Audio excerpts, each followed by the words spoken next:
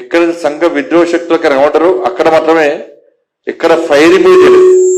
Parliament దర్జాలకు వచ్చి parliament ముట్టడి చేస్తాం, పార్లమెంటుకు చోరబడతాం అనే పరిస్థితులు కూడా ఎక్కడ పోలీస్ ఫైరింగ్ కానీ ఎలాంటి చేయలేదు. సంఘ విద్రోహ శక్తుల యొక్క విద్యార్థులు కాదు వీళ్ళు సంఘ విద్రోహ శక్తులకు రమడతారని చెప్పి భావించి అక్కడక్కడ లాఠీ చార్జ్ చెప్పి చేసేది తప్ప వేరే జరగలేదు. మీరు చూడండి, దీనికి అంతటి కారణము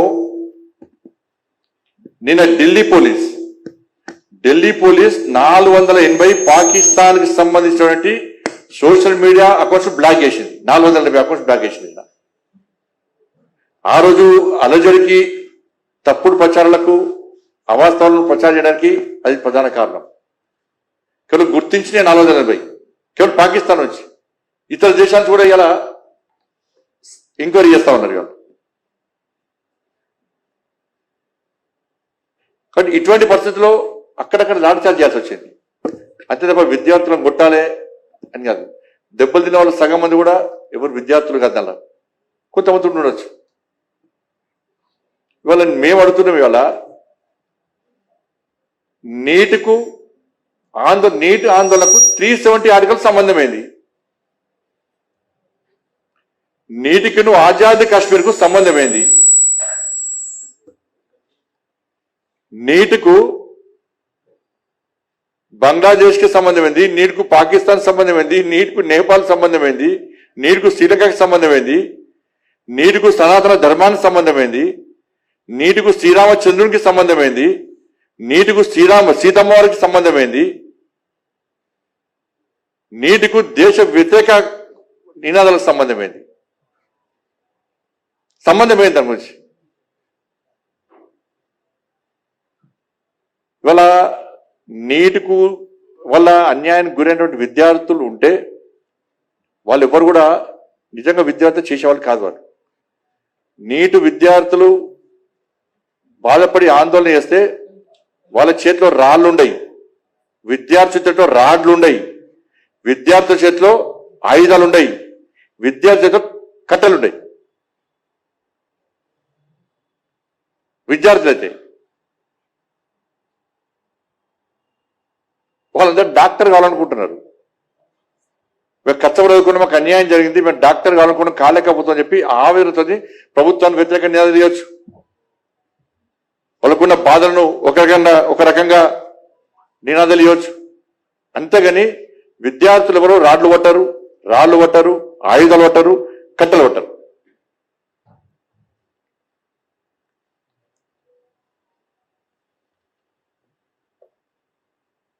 ఇవాళ ఢిల్లీలో జరిగిందేందో ఒక్కసారి చూడండి. मैं तो चाहती हूँ मोदी का भी गोली मार दो, सही में मैं तो मारती रहूंगी। मैं तो चाहती हूँ मोदी का भी गोली मार दो, सही में मैं तो मारती रहूंगी। मतलब आप प्राइम मिनिस्टर के लिए ऐसी बात बोल रहे हैं, मोदी को गोली कुछ हुआ भी है?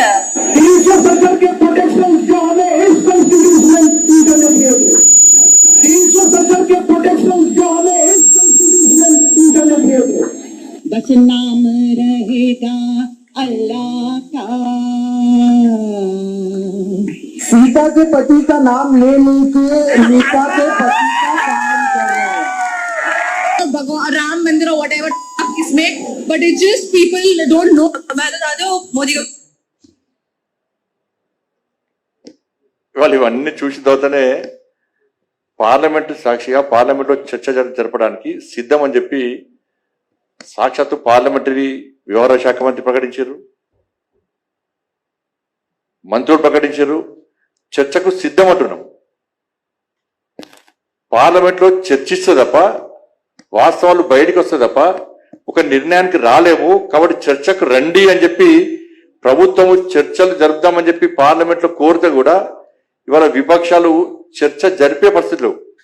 ఎందుకంటే చర్చ జరిపితే తీసుకోవాల్సిన చర్యలన్నీ తీసుకునే ప్రభుత్వం ఆల్రెడీ, వాళ్ళకి అవకాశం రాదు. కాబట్టి చర్చ జరపకుండా ఇవాళ రాజధాంతం చేసి 2 నెలలు ఏం మాట్లాడలే. పార్లమెంటు స్టార్ట్ అయినాకనే నీట్ అయిపోయింది, మళ్ళీ రీ ఎగ్జామ్ పెట్టారు, ఫలితాలు వచ్చినాయి, కౌన్సిలింగ్ స్టార్ట్ అవుతుంది. అప్పుడు నాకు ఏం మాట్లాడలే. మళ్ళీ పార్లమెంటు స్టార్ట్ కాగానే పార్లమెంట్ వేదికగా గొడవ వేయాలి, ఈ దేశంలో విచ్ఛిన్నం చేయాలని చెప్పి ఒక ఆలోచనతోని ఇవాళ వాళ్ళు అలజడి సృష్టించే ప్రయత్నం చేశారు. చర్చకు వస్తలేరు. సాక్షాత్ ప్రధానమంత్రి గారు ట్వీట్ చేసిర్రు, వీడియో రిలీజ్ చేసిర్రు. కాబట్టి ఈ విపక్షాలు అందరూ కూడా ఇండియా అలయన్స్కి ఎవరు కూడా సమస్య పరిష్కారం కాదు. తొందర మోడీ గారు చేయాలి, రాహుల్ గాంధీ ప్రధానమంత్రి చేయాలి, బీజేపీని గద్దెదించాలి, బీజేపీ మీద విషం చిమ్మాలి. ఈ దేశంలో ప్రజల లోపల యువత లోపల తప్పుడు ఆలోచనలు తయారు చేయాలి అని చెప్పి ఒక దుర్మార్గమైన ఆలోచనతోని ఇలా విధ్వంసం సృష్టించే ప్రయత్నం ఇలా విపక్షాలు చేస్తున్నాయి. అందుకే ప్రధానమంత్రి రాజీనామా వేయాలి అవి అంటున్నారు. ఇవాళ నాకు తెలిసి దేశంలో పేపర్ లీక్ అని రాష్ట్రం లేదు, ఉంటే ఒకటి ఉండొచ్చు. యూపీ హయాంలో 72 సార్లు పేపర్ లీక్ అయినాయి, 72 టైమ్స్. మరి ఆ రోజు మన్మోహన్ సింగ్ గారు రాజీనామా చేయాలి, ఆ రోజు విద్యాశాఖ మంత్రి రాజీనామా చేయాలి. ఇలా రాజస్థాన్ లో అశోక్ గెహ్లోట్ సీఎం ఉన్నప్పుడు 18 సార్లు పేపర్ లీక్ అయింది, 18 టైమ్స్. 21 టైమ్స్ ఎగ్జామ్స్ పెడితే 18 టైమ్స్ పేపర్ లీక్ అయింది రాజస్థాన్ లో కాంగ్రెస్ పార్టీ ప్రభుత్వంలో. మరి ఆ రోజు ప్రధానమంత్రి రాజీనామా చేయాలి, అశోక్ గెహ్లోట్ రాజీనామా చేయాలి. ఆ రోజు ఇదే రాహుల్ గాంధీ గారు, ఇదే ప్రియాంక గాంధీ గారు ఏమన్నారు ఒకసారి చూడండి. 18 టైమ్స్ లీక్ అయితే A process by boosting the machinery of an elected government that seeks to undo the checks and balances created to protect the supremacy of Parliament of this House sets a dangerous precedent for our democracy. आपको मालूम है paper leak की बड़ी समस्या है। गहलोत जी भी जानते हैं कि राजस्थान में भी पेपर लीक हुए थे और ये एक बड़ी समस्या पूरे देश में है, सिर्फ एक प्रदेश की समस्या नहीं है। और बहुत इसको रुकवाने की कोशिश चाहे कितना भी की होगी गहलोत जी ने, लेकिन फिर भी बार बार ये हो रहा था।